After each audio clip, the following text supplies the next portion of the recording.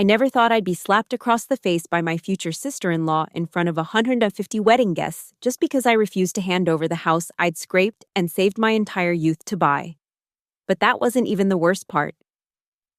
My name is Jessica, and at 34 years old, I thought I had finally made it. After years of grinding away at Silver Oak Developments, working my way up from junior associate to team lead in real estate development, I had achieved what felt like the impossible dream for someone from my background. I owned my own home. Not just any home, either. A beautiful 3-bedroom colonial in Westbrook Heights, with pristine white siding, navy blue shutters, and cream-colored trim that caught the morning light just perfectly. Every detail in that house was chosen by me. From the soft gray walls in the living room to the subway tile backsplash in the kitchen that I'd installed myself over 3 exhausting weekends. The master bedroom overlooked a small garden where I'd planted roses and lavender, filling the air with their sweet scent on summer evenings. This house wasn't just property to me. It was proof that I'd made something of myself, that all those years of ramen dinners and secondhand clothes had been worth it. It was my sanctuary, my achievement, my future. Growing up, we'd lived in a cramped 2-bedroom apartment on the outskirts of town. My parents worked honest jobs, dad at the hardware store, mom as a school cafeteria worker, but money was always tight. When my brother Daniel came along 4 years after me, things got even tighter. But we managed. We always managed. Daniel was the golden child from day one. While I was expected to help with homework and chores, Danny, as everyone called him, could do no wrong. Bad grades. He was just finding himself. Quit another job. He wasn't being challenged enough. Needed money for the 5th time that year. Of course, here's what we can spare. I loved my brother. Don't get me wrong. But by the time I hit 18, I knew I had to forge my own path. I worked 3 jobs to put myself through state college, graduated with honors, and landed an entry-level position at Silver Oak. For 12 years, I climbed that ladder, saved every penny I could, and finally bought my house 2 years ago. The day I got the keys, I sat on the empty living room floor and cried. Happy tears, exhausted tears, proud tears. I'd done it all on my own. Then Daniel met Emily. It was at his company's holiday party. He worked in the marketing department of some tech startup, his 8th job in 6 years. Emily was a new hire, fresh out of her MBA program, all sleek blonde hair and sharp smiles. When Daniel brought her to meet the family 2 months later, she swept in like she'd always belonged there. So wonderful to finally meet you all, she'd said, her manicured hand extended toward my mother. Danny's told me so much about his amazing family. My parents were instantly charmed. Emily knew exactly what to say. Complimenting mom's cooking and asking dad about his work at the hardware store with what seemed like genuine interest. She even brought a bottle of wine, not expensive, but thoughtful. When she turned to me, her green eyes assessed me like I was a property she was evaluating. And you must be Jessica, the successful one. Her smile didn't quite reach her eyes. Danny says you work in real estate. Real estate development, I corrected. I lead a team that... How fascinating, she interrupted smoothly. And you live nearby. About 20 minutes away, in Westbrook Heights. Westbrook Heights. Her eyebrows rose. Isn't that a bit ambitious for a single person? The way she said single made it sound like a disease. I forced a smile. I like the space. 6 months later, they were engaged. The announcement came at Sunday dinner. Emily's left hand sporting a diamond that must have cost Daniel 3 months' salary if he'd been saving, which I knew he hadn't. We're so happy for you both, Mom gushed, tears in her eyes. Have you thought about where you'll live? Daniel shifted uncomfortably. Well, we're looking at apartments. Apartments. Emily's laugh tinkled like breaking glass. Oh, Danny, we've discussed this. We need a proper home to start our life together. Somewhere we can grow into. Her gaze slid to me. Jessica, you must have insights about the market. It's tough right now, I said carefully. Prices are high, inventory is low. But there are some nice condos. Condos, Emily repeated, wrinkling her nose. So limiting. That should have been my first warning. The housewarming party I'd thrown 2 years ago had been a modest affair, just family and a few close friends. I'd been so proud to show off my home, to share this accomplishment with the people I loved. The memory of that day now felt tainted by what came after. Emily's first visit to my house came 3 weeks after their engagement announcement. She and Daniel happened to be in the neighborhood and wanted to stop by. I'd just gotten home from a particularly brutal day at work, but I couldn't exactly turn them away. "Oh, Jessica," Emily exclaimed as she stepped inside, her eyes scanning every surface. "It's so cozy." Cozy. The way she said it made my 100 square feet sound like a shoebox. "Thanks," I said, hanging up their coats. "Can I get you something to drink? Just water, with lemon, if you have it." She was already wandering into the living room, running her fingers along the back of my couch. Interesting color choice, very bold. It was gray. A perfectly neutral gray that went with everything. Daniel trailed after her, looking increasingly uncomfortable. "The place looks great, Jess. You've really done a lot with it." "The kitchen must be through here," Emily said, not waiting for confirmation. I followed them, watching as she inspected my appliances, opened cabinets, peered into the pantry. Stainless steel, classic. Though I've heard the new smart fridges are amazing. Have you considered upgrading? My refrigerator was 2 years old. It works perfectly fine. Of course. That smile again. And 3 bedrooms. You said, for just you. I use one as an office and the other for guests. Guests? She exchanged a look with Daniel. How often do you have guests? The interrogation continued for another hour. Every room prompted commentary. The bathroom was dated. I'd renovated it 6 months ago. The backyard was overwhelming for one person. It was a 1/4 acre. The location was a bit far from everything. It was a 15-minute drive to downtown. By the time they left, I felt like I'd been picked apart by a very polite vulture. The visits became more frequent after that. Daniel and Emily would drop by unannounced, always with an excuse. They were viewing venues nearby. They were shopping for furniture and wanted my opinion. They were just missing me. Each time, Emily found new things to critique. The guest room that could be such a perfect nursery. The basement that was just begging to be finished. The garage that could easily fit 2 cars if you organized it better. "You know," she said during one visit, standing in my kitchen while Daniel used the bathroom. "It must be lonely here all by yourself." "I like my space," I said. Not for the first time. "Of course you do." She smiled that sharp smile. "But don't you think it's a bit selfish? All this house for one person when there are families crammed into tiny apartments." The word selfish hit me like a slap. I worked for this house. I earned it. "Oh, I'm not saying you didn't." Her tone was honey sweet. "I'm just thinking about karma. You know the universe has a way of balancing things out." I should have kicked her out right then. Instead, I offered her more water and counted the minutes until they left. The family meeting was called 2 months before the wedding. Mom phoned me on a Tuesday evening, her voice strangely formal. "We need to have a family discussion," she said. "This Sunday, after dinner." "About what? Just family matters. It's important, Jessica." The knot in my stomach told me everything I needed to know. That Sunday, I arrived to find everyone already gathered in my parents' living room. Daniel and Emily sat on the love seat, their hands intertwined. Emily wore a soft pink sweater that made her look innocent and vulnerable. My parents sat across from them, their faces serious.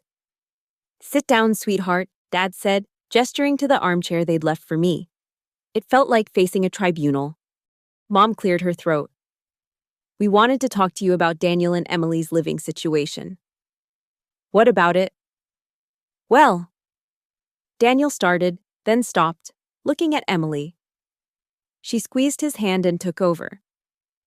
"As you know, the wedding is expensive. We've been saving." But with the venue and catering and everything else, she trailed off delicately. We've been looking at rentals, Daniel added quickly. But everything's so expensive, and with Emily's student loans, they can't afford a decent place, Mom interjected. Not somewhere safe and nice where they can start their family. Family. There it was. That's unfortunate, I said carefully. Maybe they should consider a longer engagement, save up more. Jessica? My father's voice was stern. They're family, and family helps family. The room fell silent. Everyone was looking at me, waiting. What exactly are you asking? Emily leaned forward, her eyes wide and pleading. We were hoping. That is, Daniel and I were wondering if you might consider letting us have your house. The words hung in the air like a bad smell. Excuse me. Not for free. Daniel rushed to add, we'd pay you. Eventually. Once we're on our feet. You want me to give you my house? I said it slowly, making sure I understood. Not give, Emily corrected. Transfer. You could move back here with your parents. Save money on utilities and maintenance. Everyone wins. I looked at my parents, certain they'd shut this down. Instead, Mom was nodding. It makes sense, honey, she said. You're here for dinner 3 times a week anyway, and that house is so big for just you. No. The word came out sharper than I intended. Jessica. Dad started. No, I repeated, standing up. I'm not giving up my house. I worked for 12 years to buy that house. I saved every penny, missed vacations, wore the same coat for 5 winters. That house is mine. You're being selfish, Emily said softly, her bottom lip trembling. We're just trying to start our life together, and you have more than you need. What I have is what I earned. My voice was shaking now. What's selfish is expecting someone else to hand over their biggest achievement because you can't afford your dream life. Daniel's face flushed. Jess, come on, I'm your brother, your only brother. And I'm your sister, your only sister. When did that stop meaning I deserve respect? No one's disrespecting you, Mom said. We're just asking you to think about what's really important, money and houses, or family. Why can't I have both? I asked. Why do I have to choose? Because that's what family does, Dad said firmly. We sacrifice for each other. We've all made sacrifices for you. Jessica. Paying for your school supplies, your clothes, I paid you back. The words exploded out of me. Every penny you ever spent on my education, I paid back. With interest, Daniel's the one who... I bit my tongue. Who what? Daniel challenged. But I was done. I grabbed my purse and headed for the door. Jessica? Mom called after me. Don't be like this. Think about it, at least. I turned back at the door. I'll help with the wedding. I'll give you what I can afford as a gift. But my house is not up for discussion. Emily's voice followed me out. Some sister you are. The 3 months between that meeting and the wedding were arctic. My parents barely spoke to me beyond the necessary pleasantries. Daniel stopped returning my texts. Emily, meanwhile, ramped up her campaign. She posted constantly on social media about the struggles of young couples and the housing crisis affecting millennials. Every post felt like a targeted attack. She shared articles about income inequality, about generational wealth, about the importance of family support. Her friends or flying monkeys, as I'd started thinking of them, would comment with sympathy. So unfair. Family should help family. Some people just don't understand sacrifice. I muted her accounts and tried to focus on work. 2 weeks before the wedding, Mom called. Her voice was cool, businesslike. We need to know what you're contributing to the wedding gift. I told you, I'll give what I can afford, I was thinking. Emily's family is giving them $10,000. I nearly dropped my phone. That's generous. Yes, it is. The implication was clear. Mom, I can't match that. I have a mortgage, Property taxes. Of course, you have a house. She made it sound like I had a yacht and a private island. Just do what you think is right, Jessica. You always do. I settled on $5,000, a significant chunk of my emergency fund, plus a nice crystal vase from their registry. It was more than I could comfortably afford, but I wanted to show I cared, that I was trying. It wasn't enough. It would never be enough. The wedding day dawned bright and clear. One of those perfect June Saturdays that wedding planners dream about. The venue was a restored barn outside the city. All twinkle lights and rustic charm that probably cost more than my annual property taxes. I arrived early, hoping to catch Daniel before the ceremony. To try one more time to bridge the gap between us. Instead, I found Emily in the bridal suite, surrounded by her bridesmaids. Jessica. She smiled brightly, all traces of our previous encounters seemingly forgotten. You made it. Of course I made it. Daniel's my brother. Your only brother, she said sweetly, echoing the words from our family meeting. I'm so glad you're here. We were worried you might. Well, you know. I didn't know, but I wasn't going to ask. Is Daniel around? I'd like to. Oh, he's so busy. You know how grooms are. But you'll see him at the ceremony. She turned back to her mirror. You can go find your seat. Table 12, I believe. Table 12 was in the back corner of the reception hall, seated with distant cousins and plus ones who didn't quite make the cut for better placement. I sat between Great Aunt Mildred, who spent the entire meal talking about her cats, and someone's college roommate who was already 3 drinks deep before the salad course. I watched my parents at table 2, glowing with pride as they sat near the head table. They never looked my way.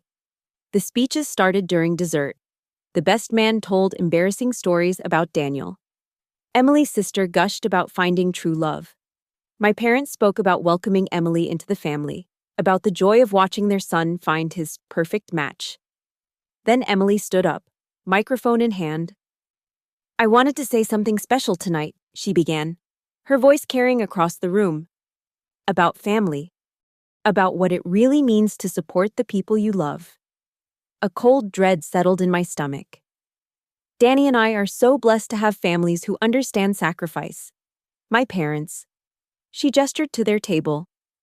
Who gave us such a generous gift to start our lives.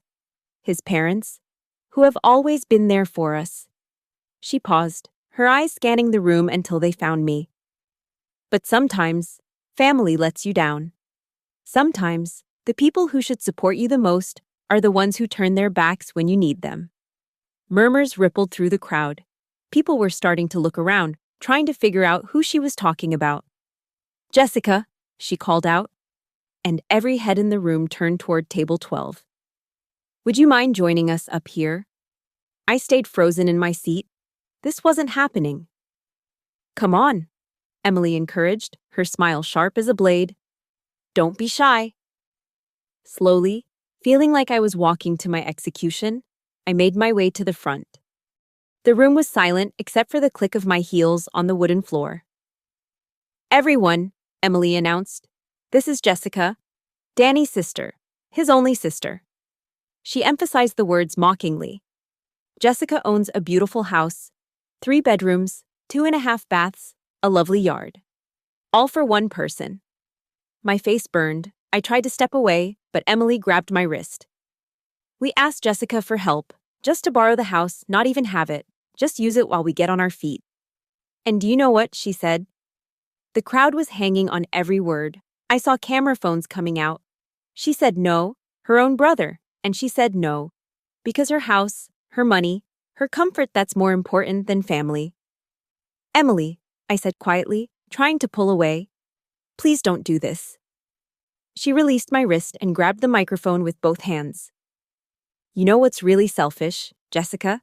It's not just keeping that house. It's that you'd rather see your brother struggle than lift a finger to help. It's that you care more about granite countertops and walk-in closets than you do about, that's enough. I found my voice, though it shook. You've made your point. Have I? She stepped closer. Because I don't think you get it. Family means sacrifice. It means putting others before yourself. It means respecting each other. The words burst out of me. It means not demanding someone give up what they've worked their entire life for. It means the slap came out of nowhere.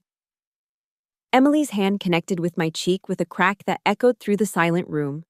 The force of it snapped my head to the side, and for a moment, I couldn't process what had just happened. That, Emily said, her voice cold and clear, is for being a selfish, materialistic bitch who doesn't deserve to be part of this family. The room exploded. Gasps, shouts, chairs scraping as people stood for a better view. I put my hand to my burning cheek, tears springing to my eyes not from pain, but from humiliation. I looked for my parents, certain they would intervene. Mom had her hand over her mouth, but she didn't move. Dad was shaking his head at me, not at Emily. Daniel stood frozen next to his bride, his face pale. Emily, he said weakly. That was necessary. She finished for him. Then, to me, get out. You're not welcome here. I looked around the room. 150 faces stared back at me. Some shocked, some sympathetic. But not one person spoke up. Not one person said this was wrong. My eyes found Daniel one last time. My little brother, who I'd helped with homework and defended from bullies and loved despite everything. He looked at me for a brief moment, then deliberately turned away. I walked out of that barn with my head high and my cheeks still burning. The cool night air hit me like a blessing, and I gulped it down, trying not to sob in the parking lot where guests might see. My hands shook as I found my keys. The $5,000 check was still in my purse. I'd planned to give it to them privately after the reception. I pulled it out, looked at it for a long moment, then tore it in half, then quarters, then eighths. I left the pieces scattered on the ground by my car. The drive home was a blur. I kept touching my cheek, feeling the heat of the slap, the sting of the humiliation. But worse than the physical pain was the ache in my chest where my family used to be. I pulled into my driveway, in front of my house, and sat in the car for a long moment. The porch light was on, welcoming me home. Through the living room window, I could see the soft glow of the lamp I'd left on, illuminating the space I'd created for myself. This house had been my dream, my goal, my accomplishment. But sitting there in the darkness, I realized it had become something else too. My prison. As long as I had something others wanted, I would always be the selfish one, the material one, the one who cared more about things than people. But that wasn't true. I cared about people. I just learned the hard way that caring about yourself wasn't a crime. Protecting what you'd earned wasn't selfish. And family that only valued you for what you could give them wasn't really family at all. I got out of the car and walked to my front door. My key slid into the lock. My key, my lock, my door, inside. Everything was exactly as I'd left it. No judgment, no demands, no expectations. Just peace. I went to the kitchen and poured myself a glass of wine, the good stuff I'd been saving for a special occasion.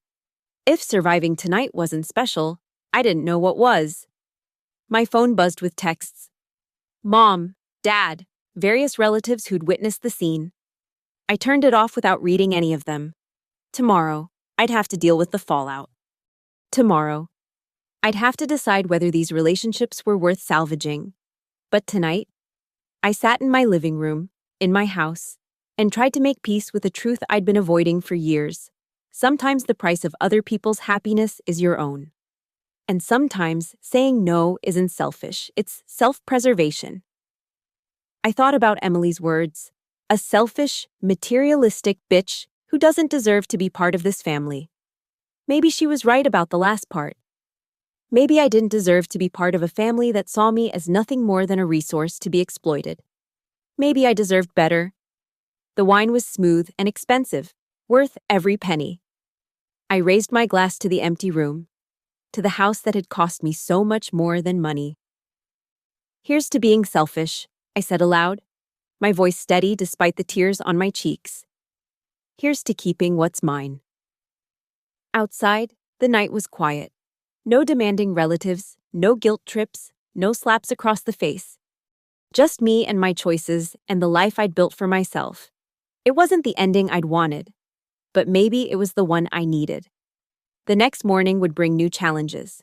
The family would close ranks, the story would be twisted, and I would become the villain in their narrative. I'd be the sister who chose a house over her brother, the daughter who put material things above family. Let them tell it that way. I knew the truth. I knew what I'd sacrificed and saved and suffered to get here. I knew that love wasn't supposed to come with a price tag, and family wasn't supposed to hold you hostage. My cheek had stopped burning, but the memory remained. Not just of the slap, but of the silence that followed. Of a room full of people who watched someone assault me and did nothing. Of parents who shook their heads at my pain instead of defending me. Of a brother who turned away when I needed him most. That was what broke my heart, not losing the house I'd never agreed to give up, but discovering that I'd already lost my family long before that slap ever landed. But as I sat in my house, my beautiful, hard-earned house, I realized something else. I hadn't lost everything. I still had my self-respect. I still had my independence. I still had the knowledge that I could take care of myself, that I didn't need anyone else's approval or validation or conditional love. The house was quiet around me, but it wasn't empty. It was full of my dreams, my achievements, my future. And that was enough. It had to be enough. Because in the end, when everyone else has shown you who they really are, when family has become synonymous with exploitation, when love comes with strings attached and conditions applied, all you really have is yourself and what you've built. And I'd built something beautiful. Something mine. Something that no slap across the face or public humiliation could take away. I finished my wine and headed to bed in my master bedroom, with its perfect view of the garden where roses and lavender grew. Tomorrow would come with its own challenges. But tonight, I was home, and I was never giving that up. Not for anyone.